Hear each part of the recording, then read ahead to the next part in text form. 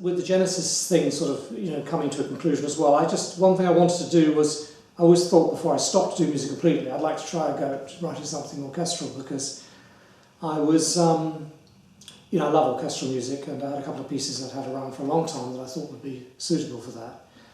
And that sort of put me onto a different path, and sort of found suddenly, things actually were starting to there was more interest shown in that than there had been in my rock albums. Well, not much as I start with anything really. I'm not really one who's would say I'm inspired specifically by sort of nature or by horses or tables, whatever it is. I write music, I love music, I love the way chords fit together, I love the way melodies work and harmonies work against each other, and try to build a kind of an emotional sort of story, journey, if you like, which has really nothing to do with anything so tangible. When I hear music, and the music I love, it doesn't really tend to conjure up much for me in terms of images.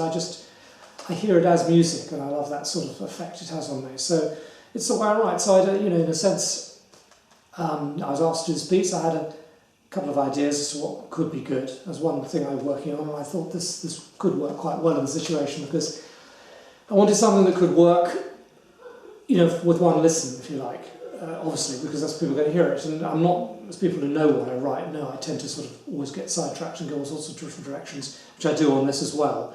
But I was able to think by trying to keep some slightly more rhythmic pulse going through it, to make it sort of possible to understand first time through.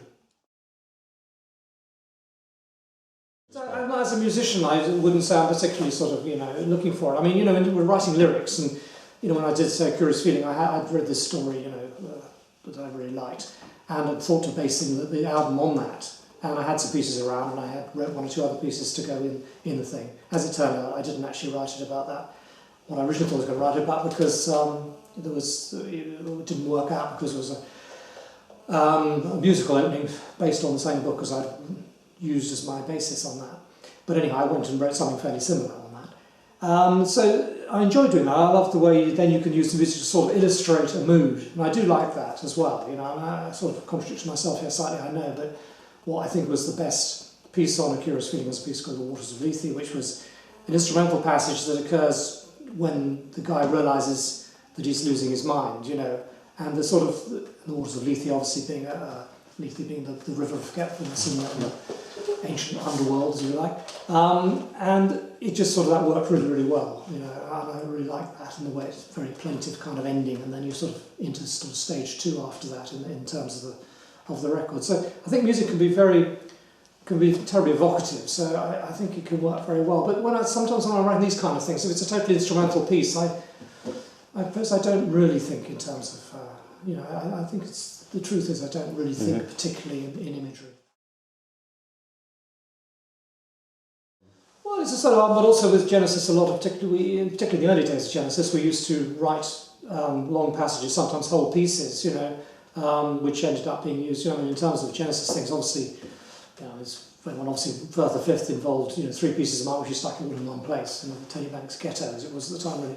But in things like Glamour on a Broadway, things like In the Cage, in terms of the music on that, I wrote the whole thing really, and then we put the music, the lyrics on top of it and stuff. So, a lot of that was done. So I'd have stuff, and then, within the Genesis context, I try to leave things a little bit open, so that we could work on them a bit as a group, which we all did really, so that you could add to it and sometimes combine it with other pieces. And, when more and more, I suppose, particularly once it got to something like the Trick the Tail album, there was 3 pieces on that which I'd written completely on my own really, which were used. So I got quite into that, doing it that way, which I sort of, in a sense, have been building up to for a long time. And The Curious Feeling was just an extension of that, as all the solo albums were.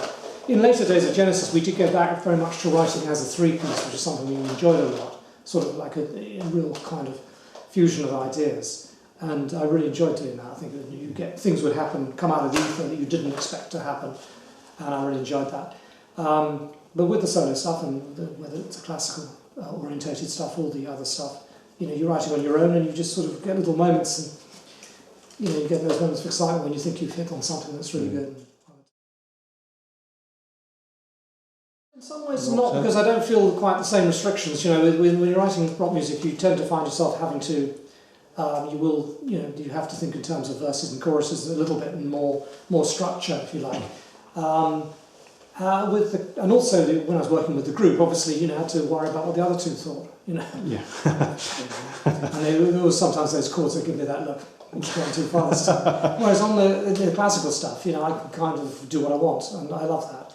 The real challenge with classical stuff is trying to translate what you've done to an orchestral situation for me. And then obviously with the orchestra, you know, with the Genesis stuff, we very much sort of built things up over a period of time. You know, you'd put the thing down in a fairly rudimentary way, and then you'd sort of build on it until you've ended up with the final piece that was the album track. And you're doing very much the opposite way with the classical. You've got to build the whole thing up so that when they perform it, it's pretty much all there. Yeah. And it's a different challenge, really. And the thing is to try to make certain I keep my personality in it, because on both the previous projects I've obviously used arrangers, and you want to try and not let them become too much in there. You know, you want to very much try and keep as much as possible yourself, even though you know you're using this, what they have as well. Yeah.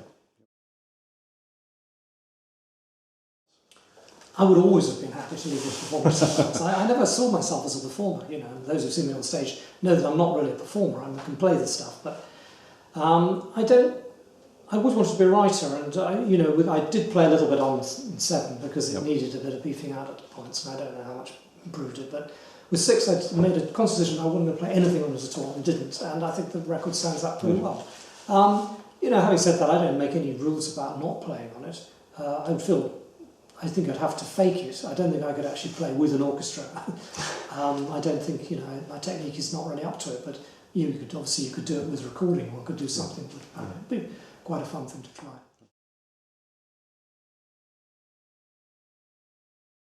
Well, it's going to be nerve-wracking, I'm sure of that, really. And also you've got to worry, when is the orchestra going to play it well, and then is it any good, you know? Whereas on a record, it's sort of like, at least you've got the first part sorted out, so you think it's sounding pretty good, and then you put it out there, and you hope people will like it. And you're sort of there too, so that if people don't like it, they're going to let you know. Yeah. It's I don't know, I mean, you know, we did it with Genesis in the early days. We used to play music that we hadn't recorded, and that was quite fun, and people used to like that. Later on, we were always playing things that we'd already recorded, so it was slightly different.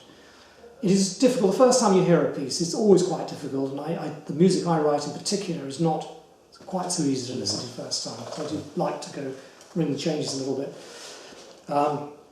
So it's going to be interesting. Whether it's going to be pleasurable or not, I'll let you know afterwards, really. I think I'll be very relieved it's over when it's over in a way, but I'm looking forward to actually hearing the stuff back. I mean, I'd love to do 7 and 6 live, you know, really would. But we've sort of thought about it and tried to do it, and I could do the whole thing myself, but I'd really like someone else to say, I'd like to do that. I know that's sort of a bit silly, but if someone came to me and said, hey, I want to do that, I'd say, great, do it, please do it. Or even just a bit of it, you know, one piece. It's a funny thing though, it's to try to get that. I was talking before about whether people in rock music to be taken seriously. It's always quite difficult, really. And talking about using strange instruments in a classical piece, to then quite difficult to be considered to be classical music, because I'm a rock musician, whereas if someone, the other one, and I've followed Mark Anthony Turner's career quite closely because he's a friend of Martin Robertson, who's obviously someone I've worked with. And, you know, I've been to things which was a jazz piece, you know, Blood on the Floor thing. It was a jazz piece, you know, but it's called classical music because he's a classical composer. So it's all definition, isn't it? It's a curious thing. I'm happy with the great thing about what I'm doing at the moment. I'm able to do these classical pieces, you know, they're obviously a lot of money spent, they certainly cost me money rather than make me money, but at least I can do them as a sort of outlet for my creativity, which is what I want. And I can do exactly what I want, no restrictions, you know.